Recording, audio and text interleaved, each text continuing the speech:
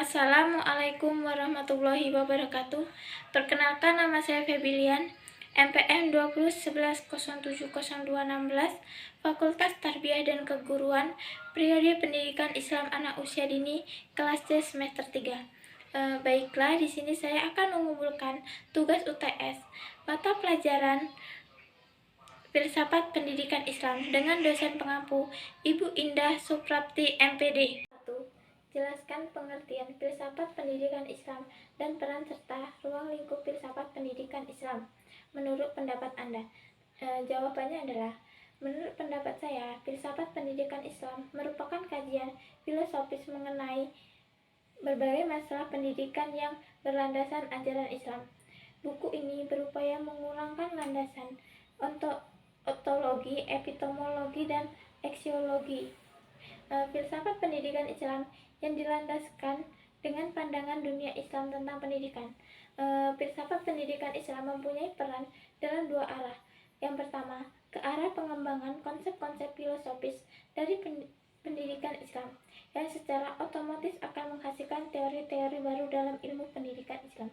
Yang kedua, ke arah perbaikan dan pembaharuan pelaksanaan pendidikan Islam. Contohnya yaitu ruang lingkup dalam kehidupan bermasyarakat, seperti kita melaksanakan ibadah, sholat, gotong royong, dan kegiatan lainnya. Nomor 2. Bagaimana hubungan filsafat manusia dengan pendidikan? Jelaskan, berikan landasan atau dasar Al-Quran tentang hubungan tersebut. Jawabannya, hubungan filsafat dan manusia. Filsafat manusia menjadikan manusia sebagai objek studinya. Dalam cabang ilmu filsafat ini, manusia akan mengajukan pertanyaan mengenai diri mereka sebagai manusia. Titik tolak filsafat pendidikan manusia adalah pengetahuan dan pengalaman manusia serta dunia yang melingkupinya. Hubungan filsafat dan pendidikan filsafat berarti mencari nilai-nilai ideal atau cita-cita yang lebih baik, sedangkan pendidikan mengkualitaskan nilai-nilai dalam kehidupan manusia. Nomor 2.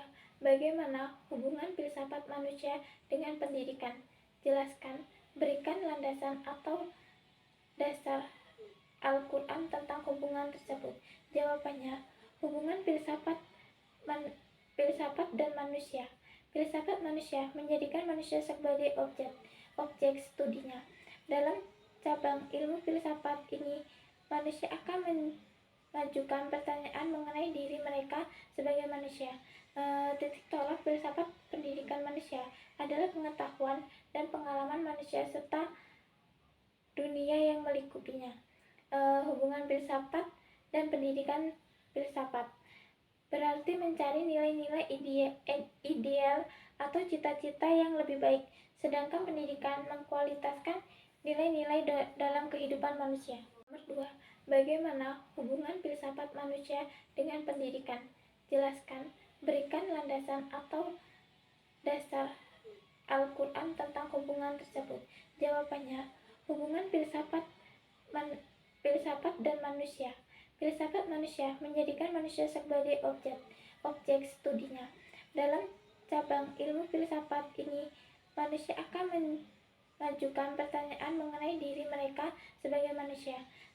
Titik tolak filsafat pendidikan manusia adalah pengetahuan dan pengalaman manusia serta dunia yang melingkupinya.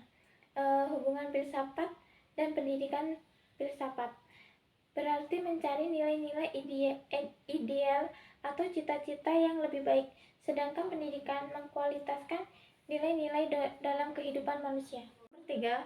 Berikan 3 contoh kurikulum yang Anda ketahui beserta pengertian, tujuan, dan komponen-komponennya. Jawabannya 1. Kurikulum 2004. Pada tahun 2004 diluncurkan kurikulum berbasis kompetensi atau KBK sebagai pengganti kurikulum 1994, suatu program pendidikan berbasis kompetensi yang harus mengandung 3 unsur pokok, yaitu pemilihan kompetensi sesuai spesifikasi, indikator-indikator evaluasi untuk menentukan keberhasilan, pencapaian kompetensi, dan pengembangan pembelajaran. KBK mempunyai ciri-ciri yang menekankan pada ketercapaian kompetensi siswa baik secara individual maupun klasikal. Berorientasi pada hasil belajar dan keberagamaan, kegiatan belajar menggunakan pendekatan dan metode bervariasi. Sumber belajar bukan hanya guru, tetapi juga sumber belajar lainnya yang memenuhi unsur edukatif. Yang kedua, kurikulum 2006. Kurikulum ini hampir mirip dengan kurikulum 2004. Perbedaannya menonjol terletak pada kewenangan dalam menyusun, yaitu mengacu pada jiwa dari desentralisasi sistem pendidikan Indonesia. Pada kurikulum 2006, pemerintah pusat menetapkan standar kompetensi dasar guru, dituntut mampu mengembangkan sendiri silabus dan penilaian sesuai kondisi sekolah dan daerahnya. Hasil pengembangannya dari semua mata pelajaran dihimpau menjadi sebuah perangkat. Kurikulum ini juga dinamakan kurikulum tingkat suatu pendidikan atau KTSP. Yang ketiga, kurikulum 2013. Kurikulum ini adalah penggantian kurikulum KTSP. Kurikulum 2013 memiliki 3 aspek penilaian, yaitu aspek pengetahuan, aspek keterampilan, dan aspek sikap dan perilaku. Di dalam kurikulum 2013, terutama di dalam materi pembelajaran, terdapat materi yang dirampaikan dan materi yang ditambahkan. Materi yang dirampingkan terlihat ada di materi Bahasa Indonesia, IPS, PPKN, sedangkan materi yang tidak ditambahkan adalah matematika. Kurikulum 2013 hingga saat ini masih berlaku dan diterapkan di sekolah-sekolah di Indonesia. Sekian video dari saya. Mohon maaf jika ada kesalahan kata atau salah dalam cara pengucapan. Saya mohon maaf. Kepada Allah saya mohon ampun. Saya akhiri. Wassalamualaikum warahmatullahi wabarakatuh.